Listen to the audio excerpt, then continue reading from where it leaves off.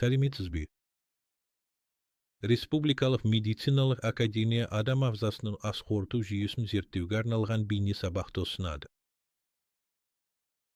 Бұл сабақта біз ауыз қуысын және оның ағзаларын ас қорыту жолының бастапқы бөлігі ретінде қарастырамыз. Сабақ барысында ішкі ағзалар мен ас қорыту жүйесінің құрылымына жалпы кіріспе беріледі. Сондай-ақ ауыз қуысының анатомиялық құрылысы мен функционалдық маңызы егжей-тегжейлі талқыланады. Ерекше назар тілге, оның құрылысы мен шайнау, дәм сезу және жұту процестеріндегі қызметтеріне аударылады. Сондай-ақ сілекей бездері, олардың орналасуы мен қызметтері, сондай-ақ сілекейдің механикалық және химиялық өңдеудегі рөлі қарастырылады. Бұл материал клиникалық ойлау қабілетін қалыптастыру және ас қорыту физиологиялық үдерістерін түсіну үшін негізгі болып табылады. Ас қорыту жүйесін оқып үйренуге кіріспес бұрын, ішкі ағзалар ұғымына тоқталайық. Ішкі ағзалар органа интерна. Бұл ағзалар ағзаның негізгі өмірлік қызметтерін қамтамасыз етеді. Оларға ас қорыту, тыныс алу, зәр түзілу және көбею процестеріне қатысатын ағзалар жатады. Ішкі ағзалар дененің ішінде орналасқан және анатомиялық қуыстарда кеуде қуысы, құрсақ қуысы және жамбас қуысы ішінде болады. Барлық ішкі ағзалар үйлесімді жұмыс істейді және ағзаның қалыпты тіршілігін қамтамасыз етеді. Ішкі ағзалар жүйесінің бірі ас қорыту жүйесі. Ол ағзаның тіршілігіне қажетті қоректік заттардың түсіру мен сіңуін қамтамасыз етеді. Ас қорыту жүйесі ішкі ағзалар жүйесіне жатады және ағзаны қоректік заттармен қамтамасыз етуде маңызды рөл атқарады. Ол тағамды қабылдау, оны механикалық өңдеу, сақтау және араластыру, сондай-ақ ас қорыту шырындарының көмегімен химиялық өңдеуді жүзеге асырады. Қоректік заттардың сіңірілуі және қорытылмаған қалдықтардың ағзадан шығарылуы. Ас қорыту процесі ауыз қуысында басталып, ас қорыту жолының басқа бөлімдерінде біртіндеп жалғасады. Ас қорыту процесі ауыз қуысында басталып, ас қорыту жолының басқа бөлімдерінде біртіндеп жалғасады. Ас қорыту жүйесінің қызметін толығырақ түсіну үшін, оның жалпы құрылымын қарастырайық. Ас қорыту жүйесі нақты әрі реттелген құрылымға ие және екі негізгі бөліктен тұрады: ас қорыту жолы мен ас қорыту бездері. Ас қорыту жолы Canalus alimentaris бұл адамның бүкіл денесі арқылы өтетін үздіксіз түтік, ол тағамның жылжуын қамтамасыз етеді.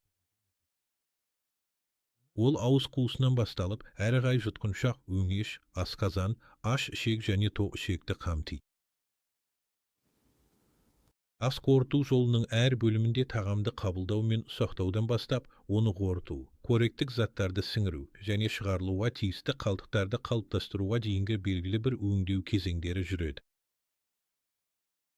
Ас қорыту жолынан бөлек ас қорыту жүйесіне ас қорыту бездері де кіреді. Бұл тағамды химиялық өңдеуге қажетті ас қорыту сөлдерін өндіретін және бөлетін ағзалар. Ас қорыту бездеріне сілекей бездері, бауыр және ұйқы без жатады. Олардың өндіретін заттары ас қорыту жолының әр түрлі бөлімдеріне түсіп, қалыпты ас қорытуды қамтамасыз етеді. Ауыз қуысы ас қорыту жолының бастапқы бөлімі болып табылады. Осы жерде тағам қабылданады. Тістер мен тілдің көмегімен алғашқы механикалық өңдеу, сілекеймен шыландыру жүреді. Сондай-ақ химиялық қорытудың басталуы жүзеге асады. Сонымен қатар ауыз қуысында тағам түйіршігі түзіліп, ол ас қорыту жолымен әрі қарай жылжуға дайындалады. Ас қорыту жүйесінің жалпы құрылымын қарастырып болған соң, оның бастапқы бөлімі ауыз қуысына көшейді. Дәл осы жерде ас қорыту процесі басталады. Ауыз қуысы адам ағзасында маңызды қызметтер атқарады.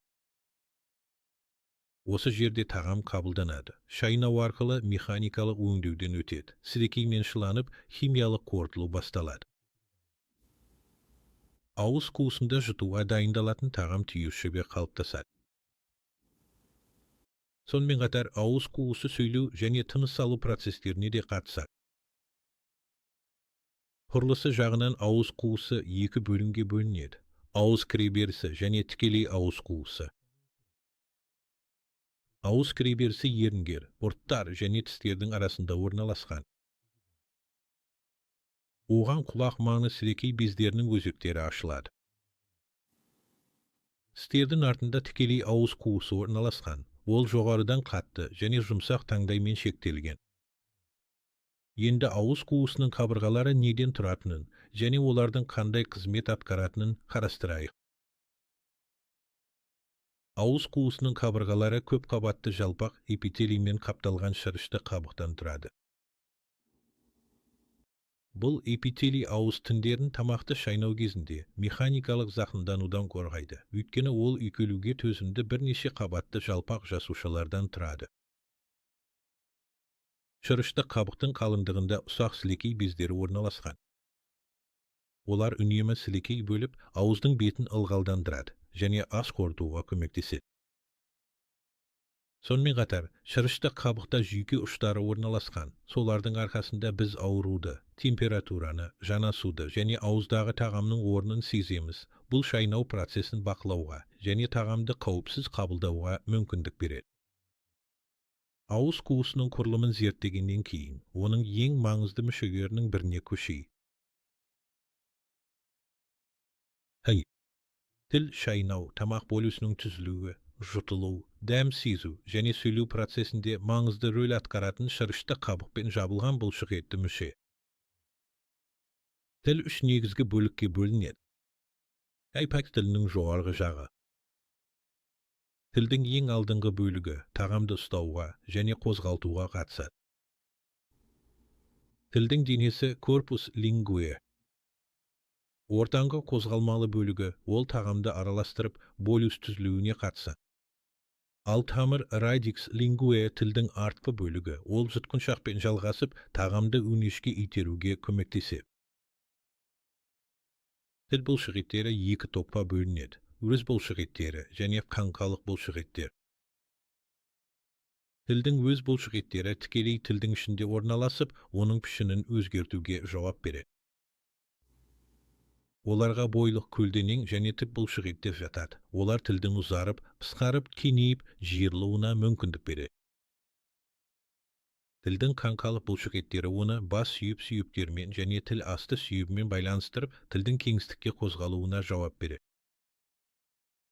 Оларға иек тіл, тіл асты тіл және шүйде тіл бұлшықеттері жатады. Олар тілдің алға, артқа, жоғары және төмен қозғалуын қамтамасыз етеді. Бұл асты араластыруға, тағам түйіршігін қалыптастыруға және сөйлеуге қажет. Енді тілдегі қандай құрылымдар дәм сезінуге және асты қозғалтуға көмектесетінін қарастырайық. Тілдің шырышты қабығы оның бетін жауып тұрады және әртүрлі түрдегі емізікшелерді қамтиды. Олар механикалық және дәм сезу қызметтерін атқарады. Тілде төрт түрлі емізікше ажыратылады: жіп тәрізді, саңырауқұлақ тәрізді, науашық тәрізді және жапырақ тәрізді. Жіп тәрізді емізікшелер негізінен механикалық қызмет атқарады, асты қозғалтуға және араластыруға көмектеседі. Саңырауқұлақ тәрізді, науашық тәрізді және жапырақ тәрізді емізікшелер дәм сезу қабылдауына қатысады, өйткені олардың ішінде әртүрлі дәмдерді ажырата алатын дәм сезу бүршіктері орналасқан. Осылайша тілдің шығышты қабығы бір уақытта қорғаныс, асты механикалық өңдеуге қатысу және дәм сезуді қамтамасыз етеді. Енді сілекей бездері және сілекейдің асты шайнау, жұту және қорытуға қалай көмектесетіні туралы сөйлесейік. Сілекей бездері glandula salivarius. Сілекей бездері ауыз қуысының ылғалдануын қамтамасыз ететін сілекей бөледі. Сілекей шайнау мен жұтуды жеңілдетеді, астың бастапқы қорытылуына қатысады және ауыз қуысының шырышты қабығын қорғайды. Зақымданулар мен бактериялардан.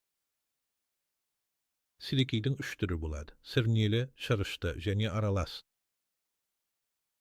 Сірнелі сілекей. Құрамында көмірсуларды ыдыратуды бастайтын ферменттер бар, және асты жақсылап ылғалдандырады. Шырышты сілекей құрамында шырыш бар, ол асты тайвақ етеді, жұтуды жеңілдетеді, және шырышты қабықты қорғайды. Аралас сілекей сірнелі және шырышты сілекейдің қасиеттерін біріктіреді. Сілекей бездері үлкен және кіші болып бөлінеді. Үлкен бездерге мыналар жатады: құлақ маңы безі, ол негізінен сірнелі сілекей бөледі. Жақ асты безі, аралас сілекей бөледі, және тіл асты безі, негізінен шырышты сілекей бөледі. Кіші сілекей бездері еріндерде, ортта, таңдайда және тілде орналасқан, және олар үнемі аз мөлшерде сілекей бөліп, ауыз қуысының ылғалдылығын сақтайды. Сілекей маңызды қызметтер атқарады. Ол асты ылғалдандырады, шайнау мен жұту процесін жеңілдетеді, ферменттер арқылы көмірсулардың ыдырауын бастайды, антибактериялық қорғаныс қамтамасыз етеді, және ауыз қуысының шырышты қабығын кебуден және зақымданудан қорғайды. Енді әрбір студент білуі тиіс: ауыз қуысы мен сілекей бездерінің кейбір клиникалық жағдайларына назар аударайық. Біріншісі, сілекей бездерінің қабынуы, ол сиалодинит деп аталады. Бұл жағдайда без ісінеді, ауырсыну пайда болады, сілекей бөлінуі бұзылады, және науқасқа шайнау мен жұту қиынға соғады. Екіншісі, сілекей безі өзегінің бітелуі немесе тас пайда болуы. Сиалолитиаз, бұл өзекте тастар пайда болғанда дамиды, ол ауырсыну мен сілекей бөлінуінің азаюына әкеледі.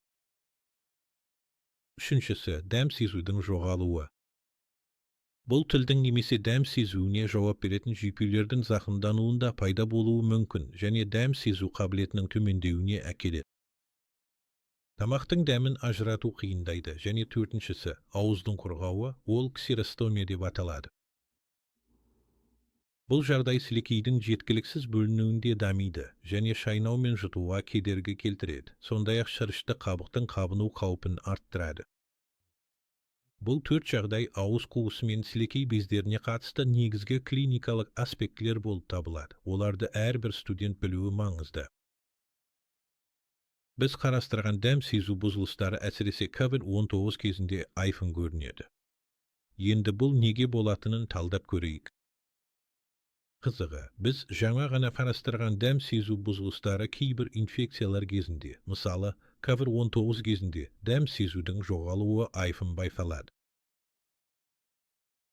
Бұған бірнеше себеп бар. Біріншіден, SARS-CoV-2 вирусы тілдегі дәм сезу бүршіктерін зақымдауы мүмкін. Олар дәндік заттарды қабылдап, миға сигнал береді. Егер бұл жасушалар зақымданса, ми дәм туралы ақпаратты дұрыс қабылдауды тоқтатады. Екіншіден, вирус дәмге жауап беретін жүйкелерді, бет және тіл жұтқыншақ жүйкесін зақымдауы мүмкін. Сонда дәм туралы сигнал миға мүлде жетпей қалады. Үшіншіден, инфекция кезінде қабыну болып, арнайы заттар бөлінеді. Цитокиндер, оларда дәм сезу жасушалар мен жүйкелердің жұмысын бұзады. Соңында COVID-19 кейде сілекей бездерінің жұмысын төмендетеді. Бұл ауыздың құрғауына және дәм сезудің нашарлауына әкеледі. Осылайша, коронавирус кезінде дәм сезудің жоғалуы, дәм сезу жасушаларының зақымдануынан, дәмге жауапты жүйкелердің бұзылуынан, қабыну процестерінен және шырышты қабықтың құрғауынан болады. Осы жерден біз ауыз қуысы және оның ағзалары туралы сабағымызды аяқтаймыз. Бұл сабақты Республикалық медициналық академиясы дайындады. Біз ауыз қуысының, тілдің және сілекей бездерінің құрылымы мен қызметін, сондай-ақ дәм сезудің бұзылуы мен COVID-19-ға байланысты жағдайларды қоса алғанда клиникалық аспектілерін қарастырдық. Бұл білімдер ас қорыту жүйесінің жұмысын түсінуге және ішкі ағзаларды әрі қарай оқып үйренуге негіз болады.